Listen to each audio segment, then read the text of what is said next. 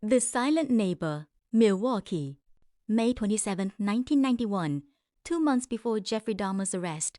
A 14-year-old boy named Konarak Sinthasomphone stumbles out of the Oxford apartments, naked, bleeding, and disoriented. Neighbors call 911. Police arrive. Dahmer meets them outside, calm, apologetic. He tells the officers this is his boyfriend, that they'd had an argument after drinking. The officers believe him. Beat, music sting, low and slow. They walk the boy back into apartment 213 themselves.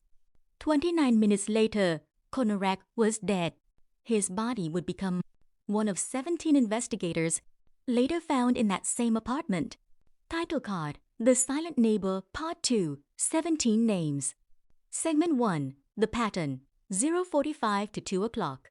Dahmer's first killing happened in 1978 in his childhood home in Ohio, just weeks after high school graduation.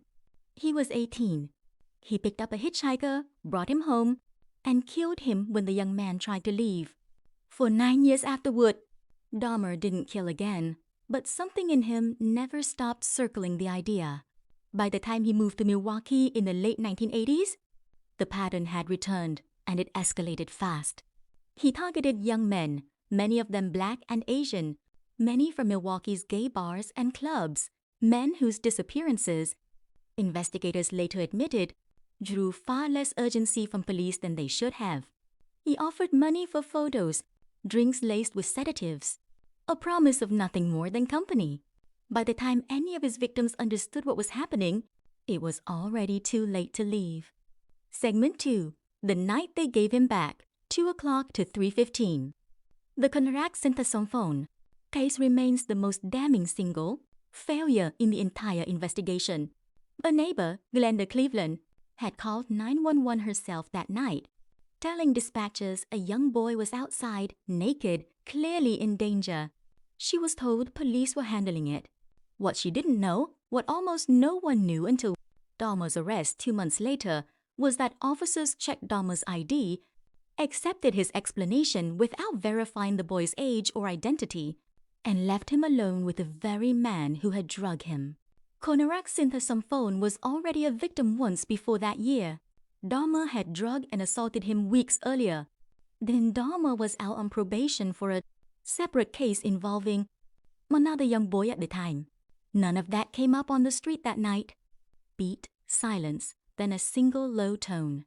2 of the responding officers were later fired, then reinstated after appeal. The case became a symbol, cited for years afterward, of how bias in policing can leave victims unheard even when... Segment 3, The Confession, 3:15 to 4:45. Once arrested, Dahmer cooperated almost entirely. Over days of interviews, he walked investigators through his methods with unsettling detail. How he selected victims, how he disposed of remains, how he'd experimented, at points, with trying to create what he called companions that would never leave him. Prosecutors ultimately charged him with 15 of the 17 murders. The others fell outside Wisconsin's jurisdiction. His defense argued insanity, that no sane person could have done what he'd done. The jury disagreed.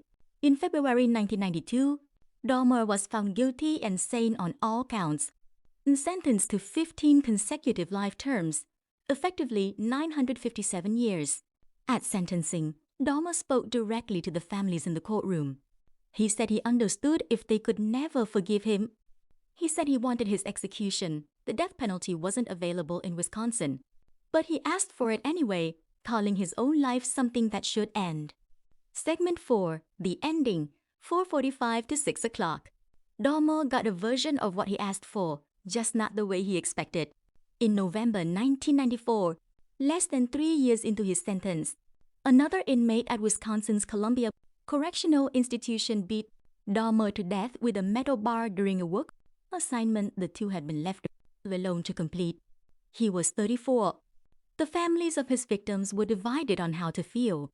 Some said it was the only justice the system had failed to give them. Others said his death meant the world would never fully understand why. What turned an 18-year-old in Ohio into a man capable of the things found in apartment 213? What's certain is this: 17 young men were failed, not just once, by one man, but repeatedly by a system that looked away, disbelieved witnesses, and returned the boy to his killer with a badge's approval. Outro closing reflection. Questions his case left behind, about bias, about who gets believed, about how many warnings a person can walk through unnoticed, are still being asked today.